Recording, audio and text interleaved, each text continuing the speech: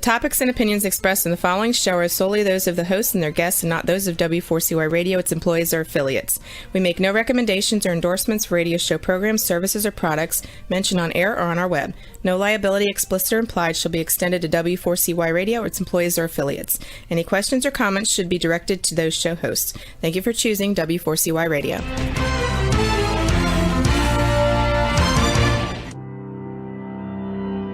Welcome to Leadership for Life with Gina Gardner on W4CY Radio and Talk4 TV. Join your host, who is a multiple #1 international best-selling author, motivational speaker, empowerment and transformational leadership coach and trainer. She's the founder of Genuinely Hyphen You and has 30 years experience of helping people step into their genuine, authentic power. And now, here is Gina Gardner, your host of Leadership for Life. Hello there, and welcome to the show. We've got a great show for you today, and it's all about change. Why do people struggle with change? When in reality, it's one of the constants in life. If you think about the changes that we go through physically, emotionally, spiritually, in jobs, in houses, my sister and her husband have been living with me for 6 months, and they moved out on Wednesday because they've renovated the house, the new house, which is about 3 doors away from me. It's their 13th move in their married life. So they are used to change in that way. But many of us really struggle with change. We don't like things to be different. There are of those, of course, who embrace change and will change things at the drop of a hat. But today's program is going to include 2 very special guests, and that in itself is a change. So it's going to be interesting to see quite how it works out after the break when my 2 guests, Gail Gibson and Ruby McGuire, are going to join us to talk about menopause. Now, menopause is a very significant change for women, and I'm sure there are many men who look at the title and think, well, that doesn't affect me. Why should I be bothered about menopause? Well, slightly over half the population are women, and those women who reach that age will go through the menopause. And if you happen to be a man in their life, either personally or professionally, it really does make sense to know about the menopause and the impact and how you can help the people that you love or that you work with or navigate that by you recognizing what's going on. So more about that in a moment. But just think about the changes that we experience in life. And if we just looked at the hormonal changes that we have during life, if you think back and you are listening to this and you are long through puberty, just remember how challenging it was trying to discover who you are, your body changing, feeling different, not quite knowing what to do with it. Men think of ladies going through the menopause, but make no mistake, men have hormonal changes too. The testosterone level in their blood changes, and that has an impact. Many of you have heard of men having a midlife crisis. Well, I suspect that what's going on, in part at least, is the fact that their hormone levels are all over the place and they're not quite sure who they are and how they feel.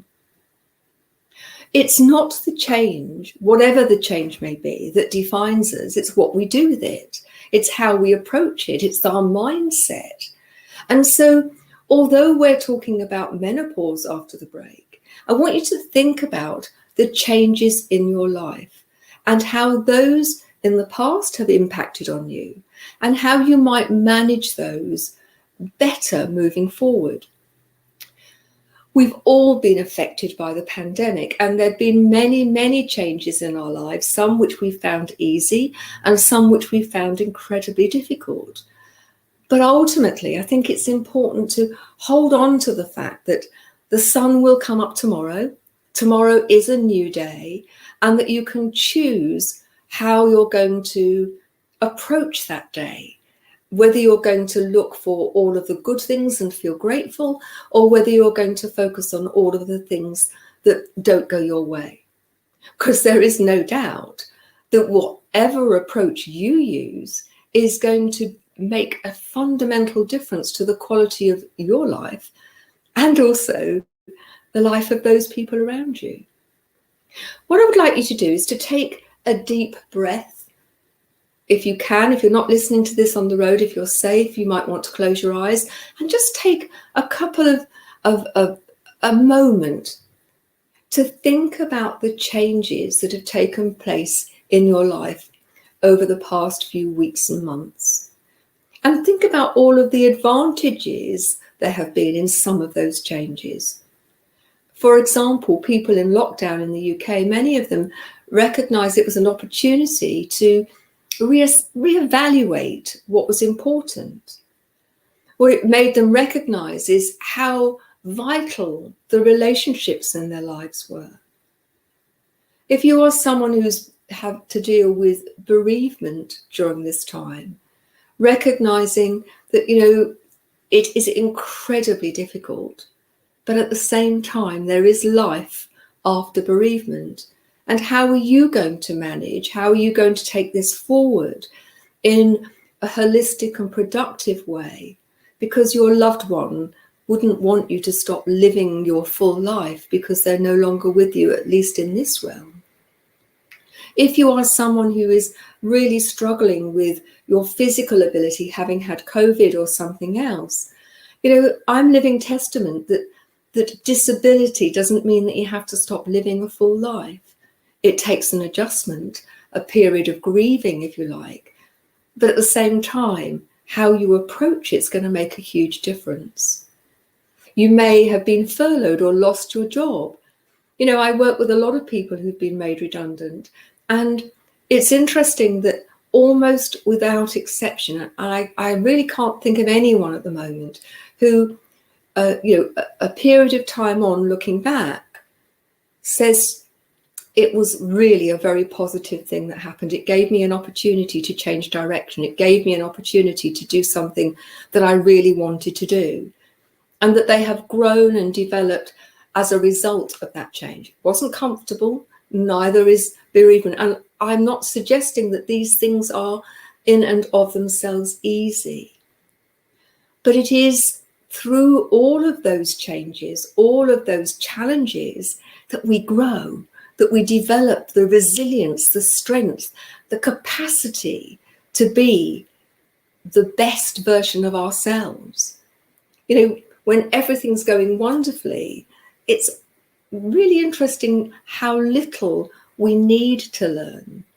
The reality is that we are just jogging along and it's okay and it's lovely. But life rarely carries on like that. And if you think about change in the same way that you think about death or taxes, it's inevitable. And you recognize that change is not in itself a bad thing. It's about the story we make up about it. It's about the judgments we make. It's about how critical we are of ourselves, how we compare ourselves with other people, and in a not very kind way that often makes the change all the more difficult. You are not a spectator. Life is not a spectator sport, and there will be changes. It's inevitable. So it's down to you. It's your choice.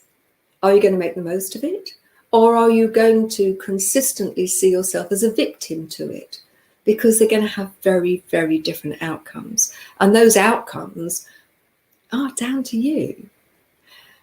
One of the other things I would say is that, one of the reasons for doing this show and having experts on is an opportunity to learn all you can about whatever the topic may be. Because when we have information, when we have people who have expertise and experience and skill sets that perhaps we don't fully have, sharing that with us, sharing their mastery, their gift, their genius with us, that can help us short circuit the process of coming to terms with things, of learning how to manage things more effectively. But let's talk about women specifically now, and recognize that menopause is one of those things that you are going to experience if you live that long, that we are going to have changes that are going to make a difference But it doesn't have to be all gloom and doom. In fact, quite the opposite. Many women, as they get through the menopause, they find themselves feeling freer and less judgmental about themselves. So after the break, I'm going to introduce my two guests to you. As I say, it's a bit of a change. I'm not quite sure how the dynamics are going to work. It's the first time I've had two guests on the show at the same time, but we're going to play with it and we're going to see where it goes. And I know they've got lots of really great advice and insight to share with you. So don't go away. We'll see you straight after the break.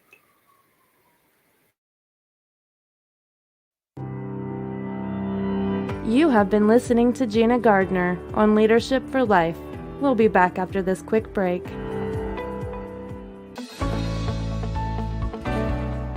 Want to get the best out of life personally and professionally? Are you ready to step into a life which excites and fulfills you? Well, the right place for you is Leadership for Life with Gina Gardner on W4CY Radio and Talk4 TV. We will share with you stories from inspiring people, a wide range of guest experts, and lots of practical strategies to help you get the very best out of your personal and professional life. Leadership for Life is a radio and TV show focused on helping you live a happier, more successful, and fulfilling life. Join international best-selling author, motivational speaker, empowerment and transformational leadership coach and trainer, Gina Gardner, live every Thursday, 1 p.m. Eastern Time on W4CY Radio and Talk4 TV. Become the leader of your own life. Gina Gardner's #1 international best-selling book, Thriving Not Surviving, The 5 Secret Pathways to Happiness, Success, and Fulfillment, provides you with the foundational principles on which to become the best leader of your own life. It's available as an ebook, paperback, hardback, and as an audio from genuinely-you.com, or also from Amazon. Every one of the principles have been proven to work for the countless people who have used them, including the author. Now, let's put them to work for you. If you're ready to discover your true leadership life design, accelerate your journey with an invitation to join Gina for a Leadership for Life VIP Day. Choose your journey of self-discovery where Gina will help you navigate your way to happiness, success, and fulfillment. To find out more, email Gina at genuinely-you.com. Welcome back to Leadership for Life. Here is your host, Gina Gardner. Hello there. And I'm really thrilled to be able to introduce you to two ladies, let me get my teeth straight, to two ladies who have created the Working Women's Guide to Menopause. Now, Ruby McGuire is a business and mindset queen. She's an accredited master coach, accredited master mentor, trainer, speaker, and writer. She loves helping her clients step up and become leaders, aka queens of their businesses, by developing leadership skills, ditching self-doubt, and creating a success mindset. She's a Brit on a mission to live a simpler life without marketing, with social media, so that she can spend more time in her beautiful Scottish surroundings. And we also have Gail Gibson, accredited master performance and leadership coach, international speaker, podcast host, and author. Gail Gibson delivers a unique style of can-do coaching with proven results in enabling her clients to break through the frustration of stagnant or unfulfilled personal and professional growth. The simple yet incredibly effective coaching techniques she's honed and developed have led to life-changing transformations in mindset and personal performance for business and corporate leaders in the US, UK, and Asia. So without more ado, I'd like to introduce you to Gail and to Ruby. Hello, ladies, and welcome. Hello, Gina. Thanks for having us on the show. So how did you two ladies come together? You live in Scotland, don't you, Ruby? And Gail, you live in Hong Kong. In Malaysia. Malaysia. So how did you manage to come together and start working on menopause? Who wants to Shall go I first? take this, Gail? Ruby? Yeah. This is, as you said, Gina, the dynamics of two of us on the show. It's going to be a bit interesting, isn't That's it? right. But we'll go That's for right. it. So Ruby and I met at a business networking event probably close on 10 years ago now. And we have been friends throughout that whole time. We've both helped a lot of small businesses who were part of that network with our coaching work that we both do. And about 3 years ago, Ruby moved to Scotland from Newbury in the UK, and I moved from the UK to Malaysia. And at that time, we set up what we like to call our buzz chat sessions. And this is accountability calls that we set up. And so we have kept each other in check. We keep each other working on the challenges that we're facing, and also giving each other that most important nudge to say, you said you wanted to work on this particular thing and I'll help you get there. So we called them our buzz chats, and we have had wonderful conversations and a lot of laughter. And then one day we were probably about 9 months ago now, Ruby, I think we were chatting with each other, and the brain fog was setting in. And some of these menopausal symptoms were jumping out at us, and all we were trying to do was establish the next date that we were going to meet with each other. And we were going, what did we agree on? Was it that date? Was it that date? Which week was it? And we were joking about it. And I just turned around to Ruby and said, you know what? We should write a book about this. And she said, yeah, we should start doing it now before we forget what we want to write about. So the book idea was born back then from that meeting about 9 months ago. That sounds amazing. You know, it's interesting, isn't it? Because every woman goes through menopause, and yet everybody has a different experience, don't they? And that experience is so much governed, I believe, by how they approach life in general. And here we have two very, very powerful, intelligent, successful women. So were the things that you found that were in common, and what were the things that were different that you felt people needed to know? So I think, hi everyone. I think in terms of common, so I would say with the menopause, the main things that came up were sleepless nights, brain fog, so walking into rooms and having no idea why you were actually in that room. And the brain fog, I think in corporate, what we've heard from people who are working in the corporate world, it's I'm in meetings, I'm forgetting what I need to say. I'm really good at what I do, and I just can't function. And then conversely with the kind of the clients that Gail works with and the clients that I work with, the small business owners, they're saying they're just so tired. They one day they're on fire and can conquer the world, and the next day they just need to lie down for what feels like the week, never mind the afternoon.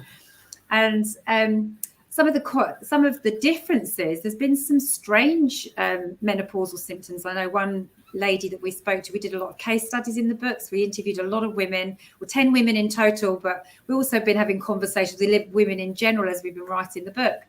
And one that came up from somebody was that they had all of a sudden taken hay fever. So everything just started setting them off. Someone else, electric shocks. I know myself, I've had electric shocks. I thought that was something to do with RSI or something along those. Maybe it's not. Maybe it's menopause. Mm-hmm. But I think, as you're saying, that the people that are managing their menopause well are the ones that manage life well. They're managing their mindset. So it's not having this story, this conversation spinning of, oh, I'm having menopause and I'm getting older and the world's awful because of that. It's, I'm going through this transition. I need to think, how can I manage this really well? What's the best way I can deal with this, despite my body not doing what I actually want it to do? Well, I think that sounds such good advice. But I think not only is it true for menopause, but I think it's true for men and women as they go through different stages in life. It's really lessons for life, isn't it? Just happens to be that you're focusing on menopause at this moment in time. Absolutely. So what were the challenges that you found that most women went through, and what were the solutions to those challenges? So some of the challenges from the corporate women that I interviewed, they were as Ruby has already said, especially in the boardroom, it was the forgetfulness right in the middle of a meeting. And one of our case studies, she just said she had a room full of investors, and it was a huge turning point in her organisation.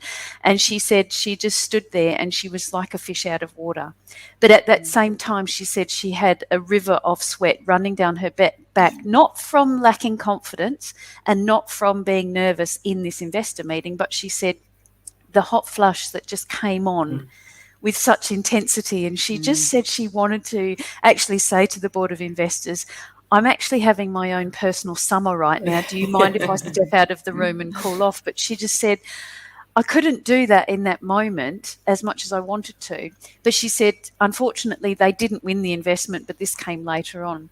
But another thing that other corporate women were saying, some of the challenges was what do you wear to work? You know, if you're having, and we're never prepared for those times when we may suddenly get one of those hot flushes on and the sweat starts and the river starts to run from head down to toe.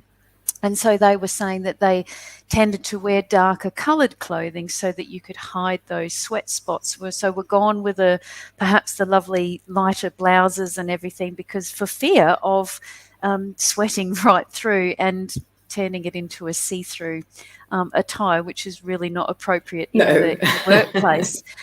But another one of the corporate women I interviewed, she said one of her challenges was the forgetfulness, similar to what the other one said. However, she said what she did to combat that was to actually spend a bit more time planning for what she wanted to talk about in the meeting, so she could prep herself to not forget. So she had a crib sheet in front of her to say, you know, if I do have a moment of brain fog, I can actually quickly have a look at my notes and I can stay on track with the conversation that's happening. So that was the corporate stories that were for me. So Ruby, your solopreneurs. Similar way, but a lot of my clients, they're doing things like this. They're hosting webinars and they're doing Facebook Lives, and they'll be halfway through and it's like, I have no idea what I was about to say. It's just completely gone. And there's a big fear as well. Even this morning, I actually met with one of my friends, and even this morning, we were talking about how, you know, you start to worry about your sanity actually, because you forget these things. Is it, have I got early dementia, or have I got early Alzheimer's? Is there something serious going on with me? Because people don't actually talk enough about it. And some people, I was watching an interview with a TV program over here called Loose Women, and one of the ladies is saying she's out there and she'll just say, you know, I don't care what people think about whether I'm, you know, talking about menopause or not. I will just say what I think. And that's great if you've got that kind of attitude. I'm kind of like that. I just think I'm having a hot flush. You're just going to see me fanning and, you know, just move on, do whatever you want to do. But some people really are stopped in their tracks. And it's like, I can't be that assertive or confident in what I'm doing. So I think, again, the prepping, the planning, and also simple strategies like just take a deep breath. Tell yourself it's going to pass, because it is. Yeah. And, you know, one of the things that's worked really well for me particularly was I was listening to this Headspace app a few years ago around pain. And I thought, I wonder if I can apply this to the menopause. So if I was having a hot flush, I think, oh, that's interesting. It's in my feet right now. Okay, it's interesting. It's in my thighs. So I could actually know it's not going to be long and it's going to pass out the other side and I'm going to be fine and I'm safe. And it's just a moment in time and all will be well. But it's that language. I think if we can get people to talk themselves down and out of this panic zone and just take some breathe, just do some breathing, take some breaths and center themselves, that can make a big difference, especially if you're on something like this. It's just a moment. It's just, or even throw a question out. I've said to them, throw a question out to your audience, get them talking in the chat box so that you can recover for a moment and then carry on saying what you were going to say. But again, prepping is definitely a good strategy. It's interesting, isn't it? I was my menopause was very early. I was 38. And I think with many of the clients that I've worked with is that they don't recognize in that perimenopausal time in between, they're not hormones being the same as they have been for some, time. And then that period before you become fully menopausal, when things start to change. that I think many of the people I have worked with and I know, that's the period that they find most challenging, because they haven't yet identified that this is menopause. They just think that they're falling apart, both physically, mentally, and emotionally. And, the number of times I've said to women clients, what age are you, if you don't mind me asking? Have you had a hormone level check? What you're describing could very well be that you are in perimenopause, that premenopausal time. And I wonder, from your research, did you look at women who were in that period, or was it always people who were in the full flow of menopause? So I think we have a mixture. We had a few of our case studies who have already gone through the menopause fully, who are older women. And then we have a number who are in the perimenopause phase at the moment. So listening to what you're saying there, Gina, a few of them actually said to us that they had no idea what was going on, because nobody had actually told them before. And even their mothers who would have gone through menopause, and I remember when my mother went through menopause, and I just thought, I'll just stay well clear of her, because I thought my life wasn't worth living at the time. So it was like, yep, steer clear of mum. She's not having a good day. But we didn't know why. No. We didn't understand why, and she didn't talk about it. She obviously probably never spoke to her mother about it either. So we get to this stage. We learn about the menstrual cycle and the sex education that you learn in end of primary school into secondary school, but then no one talks about menopause. And so you get to this stage in your, as you said, in your late 30s, early 40s, and you start to see these changes, and then some months no periods come at all for 3 or 4 months, and you think, what's going on here? And then they come back with a vengeance, and then you just think, as Ruby was saying before, you forget. You can't sleep, you're irritable, all these things happen, and then you sit there in a pile of tears on the floor, not really knowing what's going on. But no one tells you about it. So you have to muddle through it yourself. But as we said, when you approach that as well, and we talked our women through it, how did they actually manage it? How did they turn that around? And they said that they started to reach out. So they'd ask their GP, they'd ask other friends. So they'd start building some smaller communities amongst their friends. And one of the older ladies who'd gone through menopause, who I interviewed, she actually said her friendship circle was the best part of her menopause journey. She said you could laugh about it, you could cry about it, you could share those hilarious stories. And Ruby and I do that with each other all the time. Do you know what I did the other day? I don't know why I did that, or I put this in the cupboard and it was meant to be in the freezer. You know what? It's okay. But so they reframed it. And I think this is a thread that's coming through our discussion, is if we can reframe it and think a bit differently how we're going to approach it, we can see the fun side of it. And the fun side also lightens the intensity of any of those symptoms that we may be experiencing. But it's, there's so many different things that we can do. And it was delightful to hear so many different stories from so many women as well. I mean, they talk about laughter being the best medicine, and of course it releases endorphins and all of the feel-good hormones. So I think when you can laugh at what's going on, that helps. I know that from personal experience of myself and working with other women, that I think the being prepared, and not just about the content of the meeting, but having a little wash bag with a replacement top, and a soap and flannel and a deodorant, and those things, you may never need them, but when you've got them and you have them ready at your disposal, wearing layers, so that if you are having a thermal moment, being able to take your layer, a layer off, and feeling that you're taking some control. And for me, I think that's one of the big things, is that taking control of the small things can really help you when it feels as if life is out of control. I'd like to just for a moment, because I think men often have a hard time. Women don't understand it and don't know what's going on.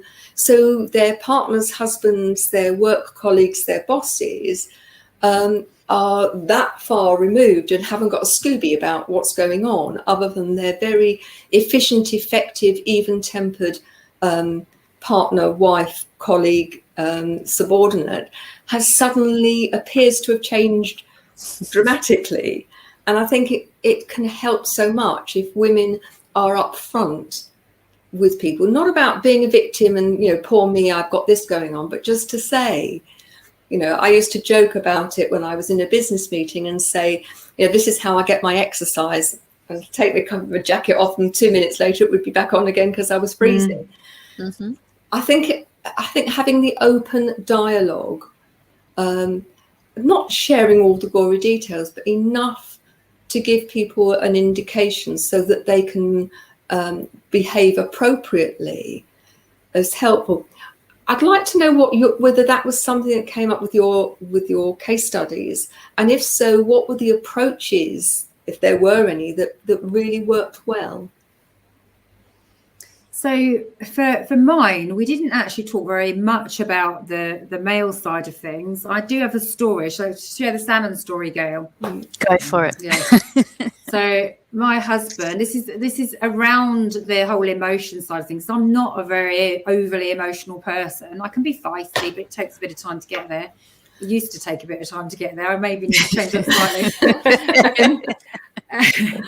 And he was going, I'd watched a TED talk. I can never remember the name. Mosconi, is it, Gail? You'll remind me. Mosconi, Lisa Mosconi. That's the one.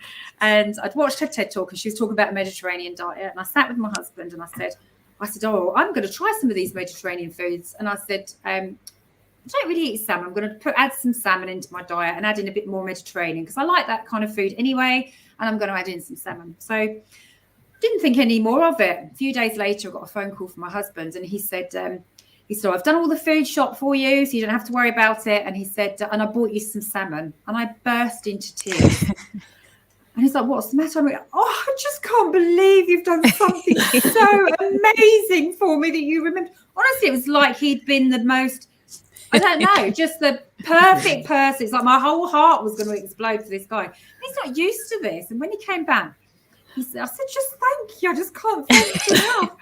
He's like, who is this woman? If only it was so simple. Buy a piece of salmon. I know. And he said, how can I help? Well, he said, mate, shall I phone your best friend? Would you like to talk to your best friend? He's like, I don't know what to do with her. She's doing this crying thing. What do I do with her right now? Oh, dear. So, and it opened a conversation. That's the reason I'm sharing that particular one, because it opened the conversation. And we do need to do this, because every man's going to have like an aunt or a niece or somebody at some point that's going to be going through, or a colleague going through this kind of thing. Like you say, you don't need to share the detail, but as you said, we don't understand what's going on. It's like, I don't cry like that. It's like, who am I? What's going on here? This meltdown woman about the salmon. And it's talking then and opening those lines of communication and saying, look, I don't even know what's going on here. And I really need you to understand that things are happening for me that are just completely alien. I've never had issues like this before. I don't normally become that feisty. I remember one day I had this outburst of I just lost it for no reason whatsoever. And it's happened probably, I'd say, twice in the last 4 or 5 years. And I just not normally like that. And it's like, who is this? And I just have to say, look, I've got a traffic light system, and I'm sharing this with everyone now. So the traffic light system in our house, I'm on amber. Okay, it's just so you all know, I'm on amber right now. So if something doesn't get put away, double amber, you're lucky you've got a double amber notification. But if we go any higher than this, you're going to be on red, and I'm going to boom. That works really well. But joking aside, it is about being able to have those open conversations. And if you haven't got a relationship, or you, whether that's with a partner or whether that's in work or friendships, and you find it difficult, I would even say write down how you're feeling, and actually say, I don't even know who I am. Never mind, you know who I am. So just support me through this, be there for me, and allow me to talk through what's actually going on. And that will be a big step to moving forward. But equally, we want to have the conversations with our youngsters around us. I'm having conversations with my 21-year-old now around it. And I've been talking to my blended family of my stepdaughters as well, and saying, you know, we need to start talking about this openly, so that you're not the generation that doesn't get the information. You're the generation that you really know what you're going into. And while it is different for everybody, you've at least got some information and you can find out more about it. One of the things that always strikes me about people going through challenge, whatever that challenge may be, is that we're very good at making up stories about the challenge and making the stories very judgmental.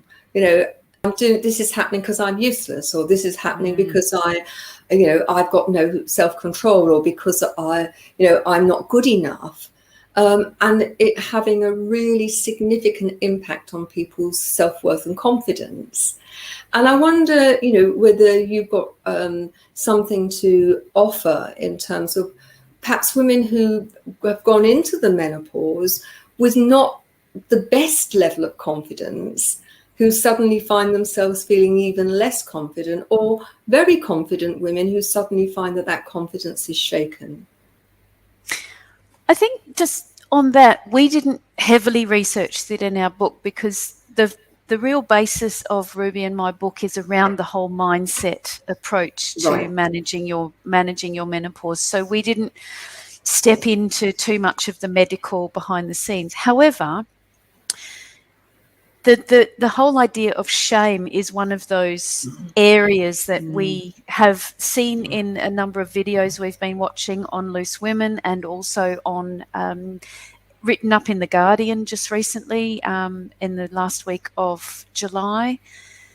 And I think what you're saying there, Gina, women who have been historically very confident and had a very good self-image, particularly in the corporate world of the leaders I've been working with, because of the shame around it and because of the taboo subject nature of where menopause still stands in the workplace, I think it's almost like women that I've worked with previously as well, who were career women who stepped away to have families, and then their confidence waned, and then to step back into the workforce, it was about rebuilding that confidence. And I liken it to that same bridging of that gap. So because they're uncertain because of the sweats, all of the symptomatic problems that they may have, in a board meeting, the confidence lowers, because they just think, when is it going to strike? And how am I going to come across when it does strike? And yes, as we talk about mindset, to be mindful, to reframe and all of those things, in that moment, that's not always possible. But if we can take that pause and step back from the idea of the shame, and as Ruby has said there, we need to talk about it more.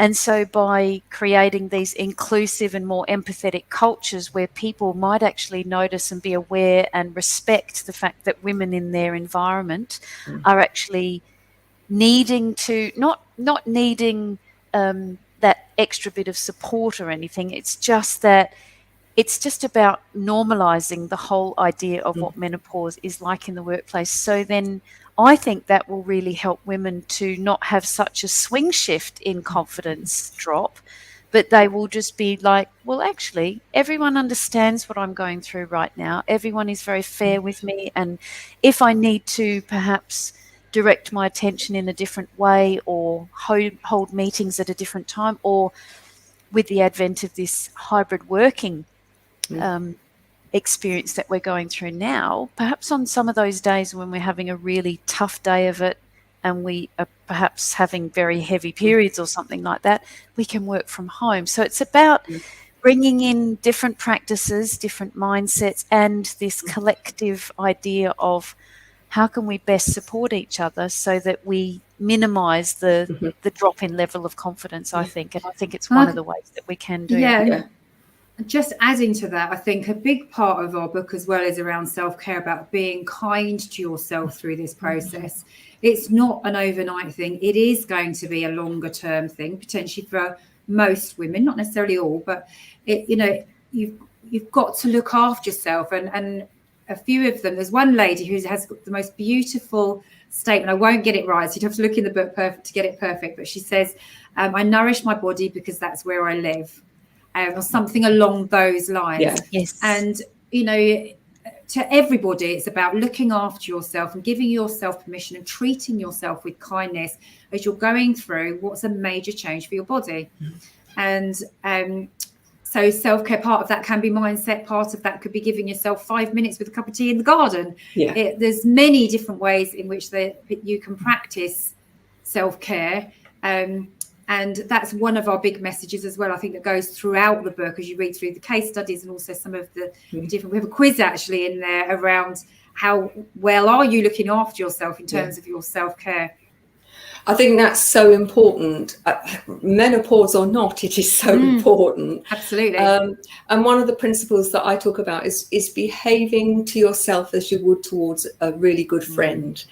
And no better, but no worse. And, you know, using the same criteria for yourself as you would for others. So if you would be mindful and caring of somebody else, why wouldn't you be caring of yourself? Now, I'm very conscious of time and we're running out of time. And before we do, your book title, where can they get it and where can they contact you?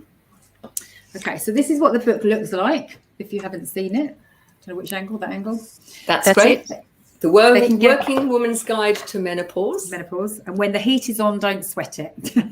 Brilliant. So they can get it from Amazon, and they can also get signed copies from our respective websites. But Gail, because she's in Malaysia, will be going out to Malaysia only. Have I got that right, Gail? That's right. Malaysia and Singapore only And I can deliver to because of the cost prohibitive at the moment. And So first port of call then is the Amazon. You'll find it on Amazon, and the link Roxy's put on there for us, which is that one. Yes. Thank you, Roxy. Brilliant. It's also available on a large selection of all the indie bookshops around the globe as well, with our publisher. So it's on Barnes & Noble in the US. It's on Foyles in London, Blackwell's, and various other indie bookstores as well online. Fabulous. Well, we're almost at the end of the interview, but I ask my guests every time, because we are such proud members of B1G1, Buy One, Give One, to choose a project. And one of August's projects, the one that you've chosen, is to provide an underprivileged children in Tanzania with access. No, that's the wrong one. You're going to be giving education to untouchable girls in Dalit in India. Hold on. Illiterate adolescent Dalit girls access to literacy education. The girls come from the poorest families and are aged between 13 and 19 and belong to the group of Dalit or Untouchables, a repressed group in India. And they've been taken out of the education system very early to work on the land or in other ways work for their money. So learning to read and write will open up so many opportunities, and we'll be donating towards that amazing project on your behalf. Thank you.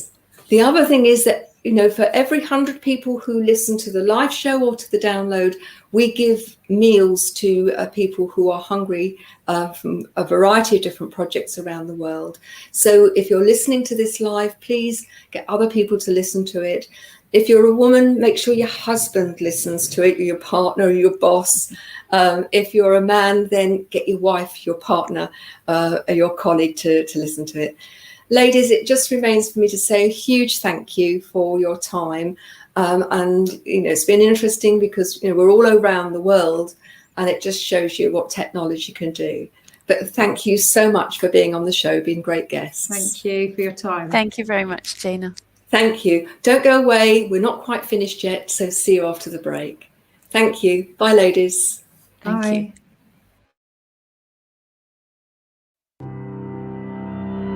You have been listening to Gina Gardner on Leadership for Life. We'll be back after this quick break.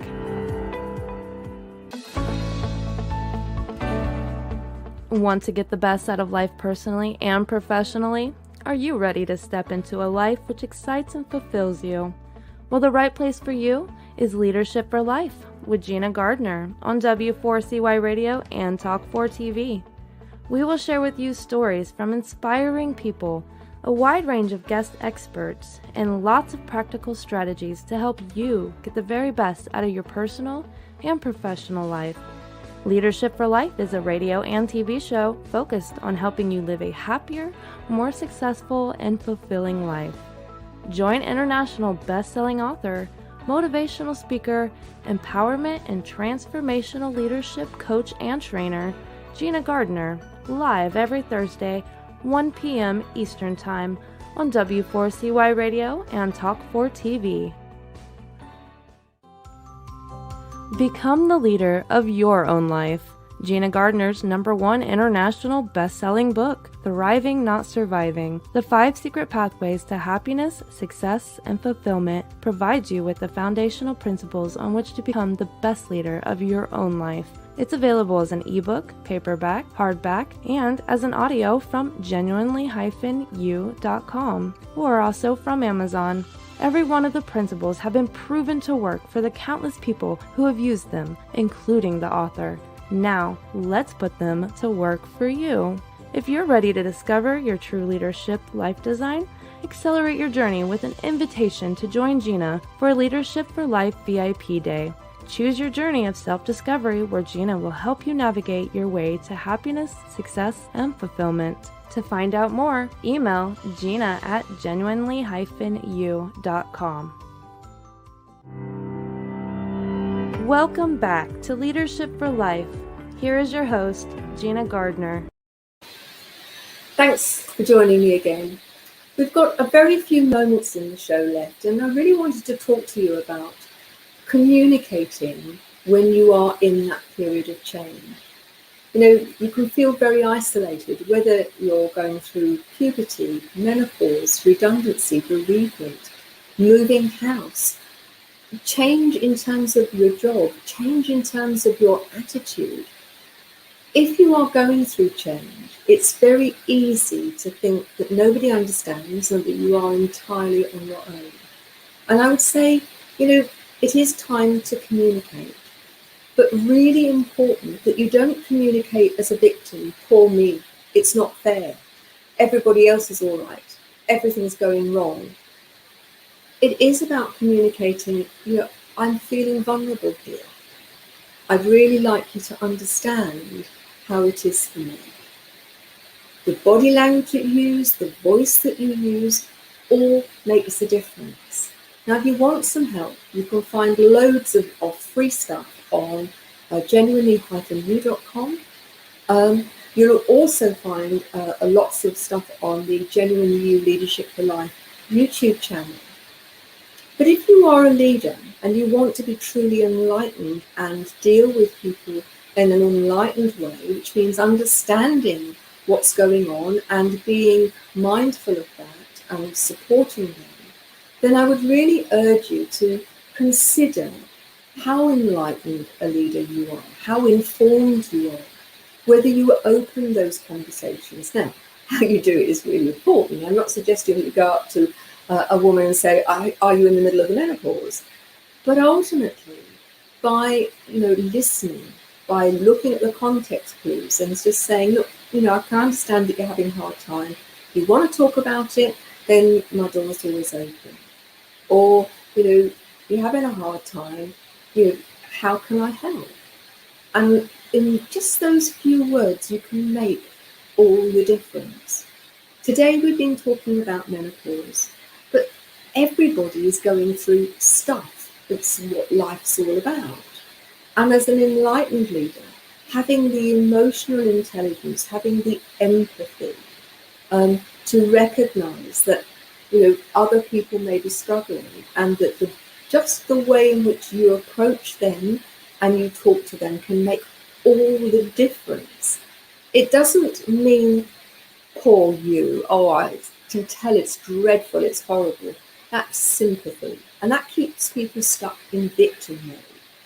But saying to someone, look, I can see you're having a hard time.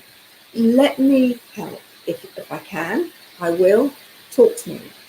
Or I can see you're having a hard time, but these are the things that we need to get done. So how are we going to find a way through? Because ultimately, doing so will mean that you get a better result, whether that's within the family or within the workplace or with friends or with whoever. It's so important that you help people recognize their own worth and that you value them, and you value them enough to listen. So if you need some help, reach out. Email me at gina@genuinely-you.com, and take care. Remember, you are the leader of your own life. Whatever stage of life you are in, it is time to take your power, your genuine power, and be the leader of your own life. Take care, and I'll see you next time. Bye-bye now.